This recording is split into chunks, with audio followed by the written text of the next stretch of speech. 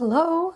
So if you want to add your Google Classroom once the school year starts to GoFormative so that you can upload formatives right to your Google Classroom, you would click on Classes, Google Classroom Sync, and this is just like we've done in the past with other vendors that we use.